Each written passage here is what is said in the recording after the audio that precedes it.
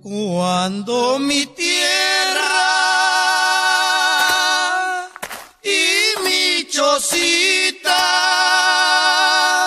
en un peligro se encontraba,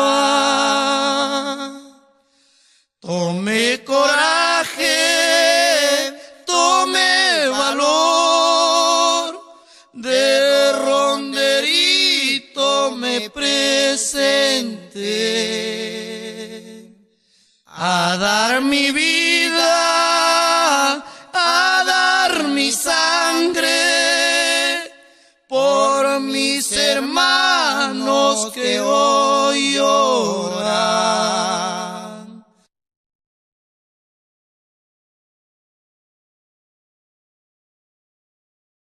Nuestra infancia familiar ha sido maravillosa, creo que la recordamos siempre con mucha alegría. Mi hijo, mi Goyo, nació aquí en La Lima, ahí se crió, de ahí salían a las 6 de la mañana para acá arriba a Chirinos, a la escuela, para que comience a estudiar primaria. Y creo que desde ahí también nace ese sentimiento de querer luchar por su tierra, por esta patria, por la naturaleza que nos ha albergado durante muchísimo tiempo, porque vivimos en una comunidad campesina. En nuestra casa queda en la esquina de una cascada, en medio de las fincas, de las chacras de café, de plátanos. Lo que está ahora en Monte, eso era una finca. Ahí cosechábamos café. Era finca eso, pero ya se ha perdido ahora. Pero para que avance a llegar temprano tenía que tomar desayuno a las 5:40, porque a las 6:30 tenían que venir ya al colegio. Yo en la casa sabía que tenía un hermano Goyo, que mi mamá nos había contado, que era el mayor. Yo era el último de la familia. Y todos ese día salimos de la chacra temprano, porque Gregorio Santos llegaba de Jaén, porque él estaba estudiando en el pedagógico, y nosotros recién lo íbamos a conocer a Goyo. Yo tenía 7 años. Como Goyo ha sido nuestro primer hermano, él nos enseñó, ha tenido vocación de maestro por naturaleza. Nos enseñaba a escribir con un carbón en la puerta de madera. Nos enseñaba a contar con los granos de café. A mí, como soy la única hermana mujer, juntaba orquídeas y nos traía para jugar. Llegó de frente a jugar con todos nosotros, a preguntarnos la tabla, a preguntar qué eran nuestros profesores, cómo se portaban y qué nos gustaba hacer. Solíamos reunirnos después de las cosechas de café y de recoger el café, sentarnos a conversar, a contar cómo habíamos pasado el día, a cantar canciones. Llevaban su cuaderno o su tabla para estudiar sentados en la chacra cuidando la vaca. Todos han trabajado y han estudiado. Tenía 3 años cuando resultó, ya se ofreció la presidencia de Víctor Raúl Haya de la Torre. Como nosotros anteriormente éramos apristas, trajo los afiches, los prendimos en la pared y él mirándolos con un palito largo me dice: mamá, a ver, enséñame ¿qué dice aquí en estos papeles? Y con una sola vez que le repasé el afiche de los apristas, se lo había aprendido, y a todos los que pasaban por ahí los llamaba y les leía el afiche de la propaganda de Víctor Raúl Haya de la Torre. Desde que yo tengo uso de razón, siempre él ha estado interesado por todo el tema político. Mi madre es rondera, su padre también lo fue. Mi padre también es rondero, entonces a quien acompañaba, porque él no tuvo la suerte de conocer a su padre. Con mi papá, que también ha sido rondero, a él lo acompañaba. Entonces, y antes incluso de que naciera, él ya tenía un poncho y un sombrero y su alforja, que le había dejado su padre como una herencia para que cuando nazca lo tuviese. ¿Y quién es mi papá?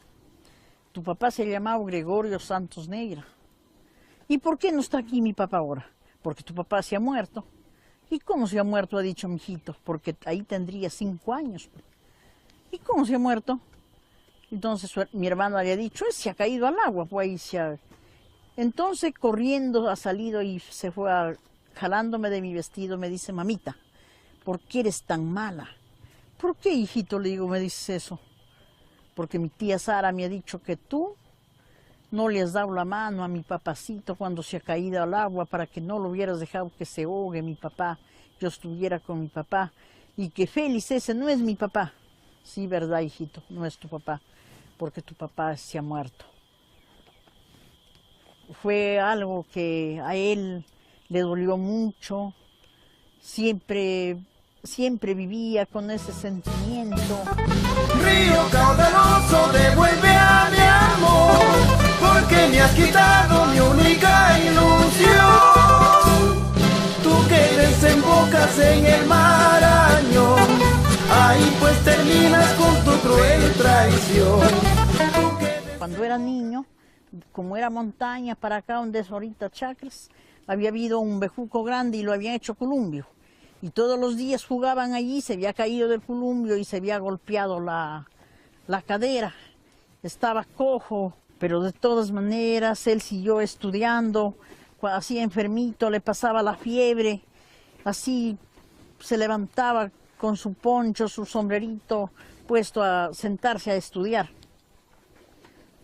Y cuando ya fue a dar sus exámenes, los compañeros le decían, oye, tú te has enfermado para sacar buena nota, ¿eh? Y cuando en vez yo le decía, hijito, no has venido temprano, decía, mamita, me han invitado a la reunión para que les lea los artículos de la ronda, las leyes de la ronda. Entonces ya, pues sí, yo le echaba menos a mi hijo cada rato, pero tenía que dejarlo porque verdaderamente la gente lo seguía y lo buscaba. Venían a la casa a verlo, a rogar, señora, mándelo, porque queríamos que nos lea los artículos de la ronda. Era chiquito todavía y así saludaba a él a todos dándoles la mano. Eso a la gente le llamaba la atención. Y cuando ya estaba grandecito, había un señor que le decía, esta criatura va a ser un líder, decía. Esta criatura, qué gusto me da verla, cómo habla, cómo participa. Este va a ser un líder, se acordarán y me contarán.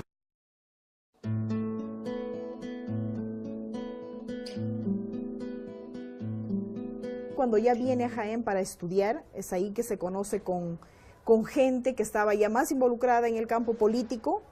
Primero él ingresa a través del Círculo Cultural Jaime Vázquez Díaz, con Ulises Gamonal, que ha sido su maestro y orientador por mucho tiempo. Gregorio, como era un joven de condición humilde, y él también le gustaba mucho el arte, ¿no? Trabajaba con nosotros en lo que se refiere a la música, y además tenía virtudes especiales de una oratoria, una amigabilidad con la gente que rápido, era un muchacho carismático, un joven lleno de entusiasmo, un muchacho de 16 o 17 años aquí en Jaén, que trataba de romper la gravedad y recuperar su identidad. Yo renegaba con él. Teníamos que pagar nuestro pasaje, sacarnos la recontra gana, irnos buscándose por allá, hasta las comunidades más lejanas a pie, caminando 7, 8, 9 horas, en oscuras o con lluvia. Pero Goyo, ahí con nosotros. Se le conocía como Cebollita, pero ese apelativo más fue común en las salidas del círculo cultural hacia el campo. Y acá en la ciudad más era conocido como Chicharra, por lo de hablantín que era. Yo tendría 8 años y llegó con unos dirigentes ronderos, con Leiva y con Basilio, a organizar las rondas campesinas. Y estaban en una reunión con todos los amigos del barrio. Y yo estaba jugando afuera de la casa, pequeño. Y me dijo, ven hermano, ven Leider, me dice, tú me vas a acompañar. Tú eres el que me vas a acompañar, me dijo. Me abrazó y leyó un documento de las rondas a todos los compañeros del barrio. Y yo me acuerdo ahorita clarito que él me decía, Leider, tú me vas a acompañar. Él mismo ya empieza a direccionar, digamos, su liderazgo en el campo. Él tiene mucho trabajo de campo, hay infinidad de lugares que nosotros no tenemos ni idea, pero la gente lo conoce. Nos conocimos, por supuesto, en las rondas campesinas. Y Goyo siempre llevaba la Secretaría de la Juventud Rondera. Llegó también a ser presidente de la Federación Regional de Rondas Campesinas. Ahí hemos caminado juntos. Cuando él era presidente, yo era secretario de organización de la Federación Regional. Bueno, con el compañero Goyo nos conocimos en la organización de las rondas campesinas, ¿no? ha sido en el distrito de San Felipe, en un caserío llamado La Tachaca. Llegaron a visitarnos con el Círculo Cultural Jaime Vázquez Díaz, ¿no? Encabezado por Ulises Gamonal, ahí estaba el doctor Absalón Ríos Caballero, ahí estaba todavía el compañero Germán Leiva. Aquí en Jaén se daba dos opciones. Había empezado a entrar grupos ya con otras tendencias, pero nosotros teníamos una línea de esta visión que vamos aplicando ahora en más, ¿no? Una visión prácticamente de construir un nuevo Perú, pero con las masas populares. Y Gregorio Santos, pues prácticamente esa lucha ideológica interna, él abrazó la ideología nuestra, y de repente hubiese muerto, como otros pasos creo que se quedó. Y se quedó con nosotros, afianzó con nosotros, empezó a entender el movimiento de la izquierda, a estudiar los textos del socialismo, a estudiar el pensamiento socialista mundial, el pensamiento de Mariátegui, y que también nosotros empezamos a aplicarlo aquí en las rondas. La visión de la cultura, pero en torno a una identidad que defienda al Perú como nación en el contexto universal sin aislarnos. A Gregorio yo lo voy conociendo a partir del año 1986. En el 93 surge un paralelismo a la organización de las rondas. Es ahí donde Goyo toma un protagonismo más interesante, más importante. A partir del año 1994 empieza pues, con mayor fuerza el gobierno de Fujimori a reprimirnos. En el tiempo de Fujimori, en el tiempo de la arremetida, la persecución, el terrorismo y todo lo demás, se vino a confundir y también a incluir a los líderes sociales. Fujimori había determinado o sacó un decreto ley donde obligaba a todas las rondas campesinas a adecuarse o a afiliarse dentro de los comités de autodefensa, ¿no?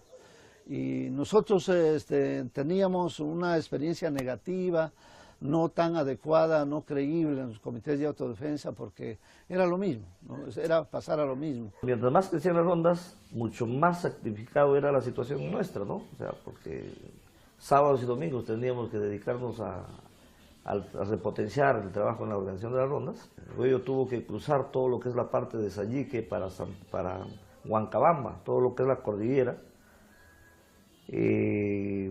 cruzar ríos, ¿no? Y ahí tengo una anécdota muy particular con él, en la cual estuvo de por medio nuestra vida. Salimos a las 3 de la tarde de un domingo del año 1993. Había un evento de las rondas para rechazar la presencia del Comité de Autodefensa en Santa Rosa. Santa Rosa es un distrito que tiene presencia campesina, es un histórico pueblo de lucha. Optábamos, ¿no? O regresamos vuelta por el camino de Puentecillos, donde está el antiguo Jaén, o nos íbamos por el Pongo Rentema. Y en ese dilema, yo soy de la idea que era necesario irnos por el Pongo Rentema, Y Goyo caminaba, era joven, deportista, siempre ha sido así decididos, y nos venía siguiendo el servicio de inteligencia. Y logramos caminar 3 horas desde las 3 de la tarde que salimos de ese domingo, llegamos aproximadamente a las 6 de la tarde al Pongo Rentema.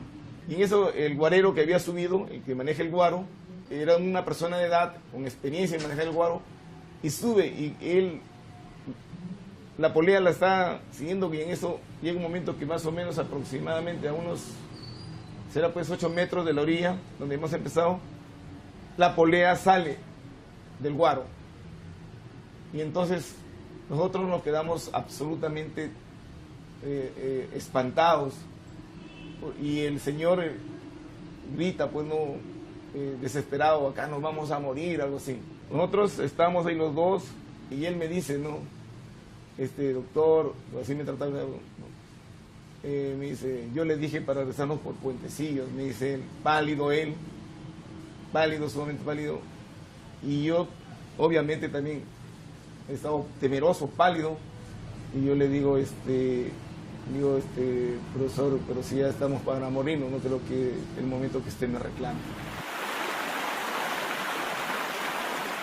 El Marañón es profundo, y allí hemos estado, y el señor, el guarero, subió encima de la polea, y ahí él ha estado logrando subir, y el guarero poco a poco,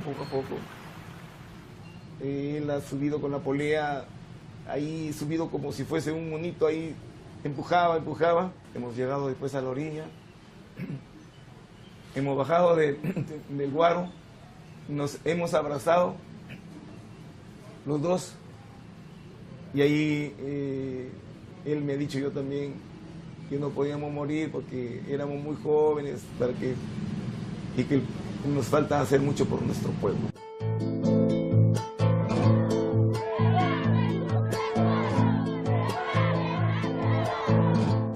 Ese liderazgo que de pronto fue surgiendo en el campo con los ronderos, porque es ahí, desde ahí donde surge toda su formación. Entonces, él ya se proyecta no solamente a ese trabajo de organización en las bases, sino a querer posicionarse o a querer visionar que sí él podía representar, que sí él podía liderar y que podía llegar a gobernar con el apoyo de la gente, ¿no? En el año 2003, 2004, 2005 era necesario de que ya alguien tenía que asumirse la responsabilidad política, y eso se le encargó al compañero Gregorio. Él empieza a participar de la vida política activamente como candidato a la alcaldía en el distrito de Chirinos, lo cual no fue posible, pero él no quedó truncada ese anhelo, ese sueño, no quedó ahí. Ahí iniciamos una campaña con música en los 45 caseríos que eran en esos tiempos. Y ahí nos tocó hacer la publicidad y él me enseñaba a hacer las letras. Formamos un grupo de música Nuevo Amanecer y caminamos pueblo por pueblo haciendo música y explicando la propuesta de Gregorio. Pero la parte sur de Cajamarca nadie lo conocía a Gregorio. Entonces fuimos a Cajamarca, y en Cajamarca en el Congreso logramos encargarle a él con la presidencia regional de las rondas. Tú te encargas toda la parte sur y nosotros seguimos repotenciando la parte norte de Cajamarca. Entonces, 2 años de presidente regional, se permitió trabajar la defensa del Cerro Quilich. Era tan hábil de que al final del cabo estaba reportando las noticias de la represión que había en la defensa del Cerro Quilich, pero también eso permitió apuntar por el otro lado de que era Piura, la defensa de Río Blanco. Era el 2005, ahí se desarrollaba un proyecto de minera Majás, que estaba ubicado en las comunidades Segundo y Cajas y Llanta en Ayabaca, que nunca fueron consultadas para que ese proyecto se realizara, donde iba a ser fuertemente afectado todo un sistema hidrológico de la parte norte del país, lo cual la población tanto de Ayabaca, de Huancabamba, de Piura, de la región Piura y toda la parte norte de Cajamarca salieron en defensa de esa cordillera y de esas vertientes de agua que terminan en el Marañón. Y a mí me encargaron la toma del aeropuerto de Zumba, para no permitir que la represión ingresara con los Antonovs ahí, y de ahí se repotencian a Piura, ¿no? Y reprimían. Cuando ya la policía, la DINOE, de operaciones especiales, detiene a los 4.000 compañeros, ahí no los deja pasar, buscan otra forma de poder llegar a encontrarse con los otros compañeros que estaban ya casi en el corazón de Majás. Los elegidos para acompañar a Gregorio Santos era mi hermano Félix Calva Guerrero y era mi primo Rolmer Eros Chinchay. Ellos se dirigieron directamente por la cordillera caminando 10 horas. Ubicados ahí, ya se encontraron con toda la gente de Piura y de Huancabamba y de Ayabaca.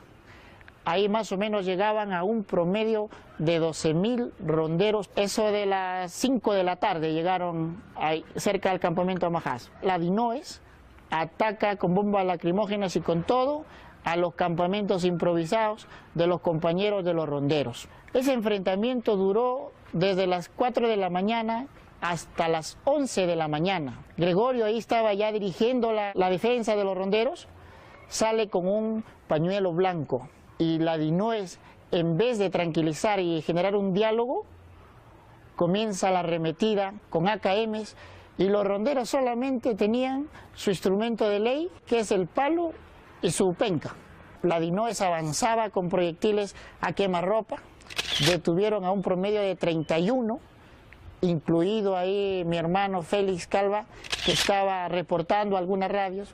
Los llevaron a un camal de sacrificio de ganado, a los 31, los amarraron de pies y manos Los torturaron, les echaban electricidad, aparte con varas grandes, las forraban con trapos mojados y los golpeaban para que no queden huellas, y no les dieron alimentación por 4 días. Inclusive a ellos les ponen unos sacos de polietileno, unos sacos negros de esos de cocizar café, les ponen ahí, así los mantenían. Y llega el fiscal Félix Toledo Leiva a hacer la verificación del caso, pero no llega con ningún equipo médico y arman, disfrazan a uno de la DINOES, a un equipo que le acompañaba con chaquetas de médicos y hacen el acta y los trasladan de la minera Majás a Piura y los ponen a la carceleta de seguridad de Estado. Los liberaron a las 3 de la mañana. Gregorio Santos comenzó a reportar por un teléfono satelital. Cuando él estaba reportándome a mí de la situación y yo reportándolo a él, en eso dice, nos empiezan a atacar. Y en eso que me está comunicando yo escucho un disparo. ¡Pum! Y se terminó la comunicación. Pensamos lo más grave, lo mataron. Era 2 días que no teníamos comunicación con Goyo. Mi madre se enteró por la radio en Chirinos y se fue a pedir apoyo al alcalde en esos tiempos y se fue con 2 carros porque ella quería recoger el cuerpo de su hijo. Gregorio llegó caminando y salió en esa ruta para llegar a Huancabamba. Pernoctaron una noche, e inclusive en el hospedaje que ellos se quedan, una cama en el piso y otro un catrecito, que este catrecito había estado ya apolillado y se cayó con todo. El ronderito me presenté a dar mi vida, a dar mi sangre por mis hermanos que hoy lloran.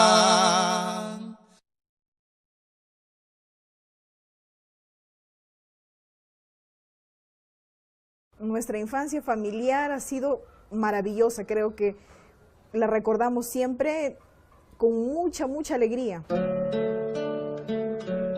Mi hijo, mi Goyo, nació aquí en La Lima, ahí se crió, de ahí salían a las 6:30, tenían que venir ya al colegio. Yo en la casa sabía que tenía un hermano Goyo, que mi mamá nos había contado, que era el mayor. Yo era el último de la familia. Y todos ese día salimos de la chacra temprano, porque Gregorio Santos llegaba de Jaén, porque él estaba estudiando en el pedagógico, y nosotros recién lo íbamos a conocer a Goyo. Yo tenía 7 años. Como Goyo ha sido nuestro primer hermano, él nos enseñó, ha tenido vocación de maestro por naturaleza. Nos enseñaba a escribir con un carbón en la puerta de madera. Nos enseñaba a contar con los granos de café. A mí, como soy la única hermana mujer, juntaba orquídeas y nos traía para jugar. Llegó de frente a jugar con todos nosotros, a preguntarnos la tabla, a preguntar qué eran nuestros profesores, cómo se portaban y qué nos gustaba hacer. Solíamos reunirnos después de las cosechas de café y de recoger el café, sentarnos a conversar, a contar cómo habíamos pasado el día, a cantar canciones. Llevaban su cuaderno o su tabla para estudiar sentados en la chacra cuidando la vaca. Todos han trabajado y han estudiado. Tenía 3 años cuando resultó, ya se ofreció la presidencia de Víctor Raúl Haya de la Torre. Como nosotros anteriormente éramos apristas, trajo los afiches, 6 de la mañana, para acá arriba a Chirinos, a la escuela, para que comience a estudiar primaria. Y creo que desde ahí también nace ese sentimiento de querer luchar por su tierra, por esta patria, por la naturaleza que nos ha albergado durante muchísimo tiempo, porque vivimos en una comunidad campesina. En nuestra casa queda en la esquina de una cascada, en medio de las fincas, de las chacras de café, de plátanos. Lo que está ahora en Monte, eso era una finca. Ahí cosechábamos café. Era finca eso, pero ya se ha perdido ahora. Pero para que avance a llegar temprano tenía que tomar desayuno a las 5:40, porque a las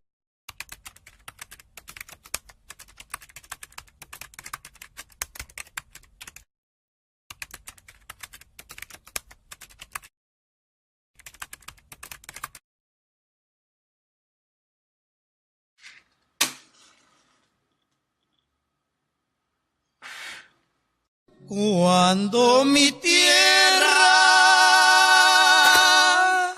y mi chocito